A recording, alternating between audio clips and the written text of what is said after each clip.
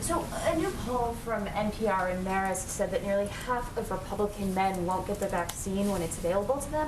And I know that last week you said that the Democratic administration might not always be the best messenger to communicate to everyone kind of the importance and the benefits of getting the vaccine. And so I just wanted to ask if the White House is making plans to try to boost Republican receptivity to the vaccine, and can you share what any of those ideas are? Sure. First, the president's goal is to vaccinate all Americans, not just those who voted for him. Right now, the phase we're in is that demand for the vaccine still outstrips supply. We won't be in that phase forever, but right now the big issue is access and people wanting to have access to the vaccine. And so we're focusing on how to make it as convenient and accessible for Americans as possible. And I talked about this very briefly last week, but we know we need to meet everyone where they are, and that includes conservatives, and ensure there are trusted messengers who lead the way in those engagements. 81% of Republicans said they would trust their own doctor or health care provider in some polling that came out this weekend to provide reliable information about a COVID-19 vaccine.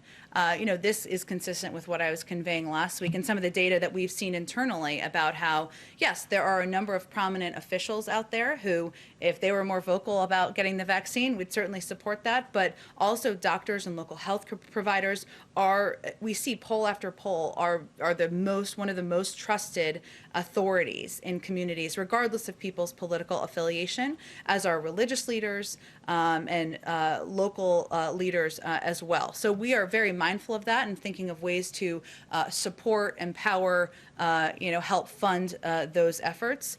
We're also meeting regularly with conservative groups, faith leaders, and rural stakeholders to partner with them in boosting vaccine confidence. But I also have a couple of examples that I found interesting. Hopefully you do as well.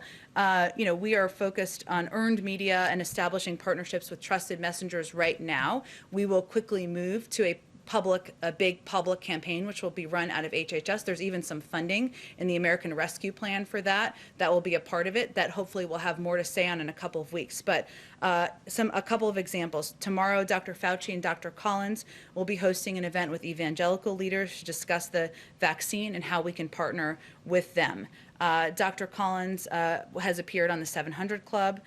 We also have done, of course, a range of engagements with different communities where there's vaccine hesitancy. Dr. Nunez-Smith on the Shade Room. Dr. Fauci did an interview with Gloria Estefan, which now I want to go find and watch myself, as I'm sure many of you do.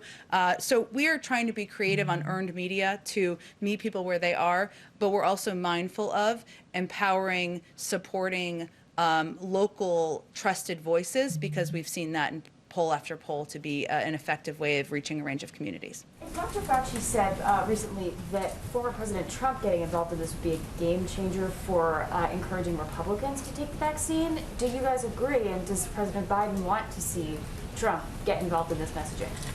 Well, if former President Trump woke up tomorrow and wanted to be more vocal about the safety and efficacy of the campaign, of the vaccine, certainly we'd support that. But also, I think what's important to note is that, as I noted, 81% of Republicans said they would trust their own doctor or healthcare provider, and that's an important place to invest.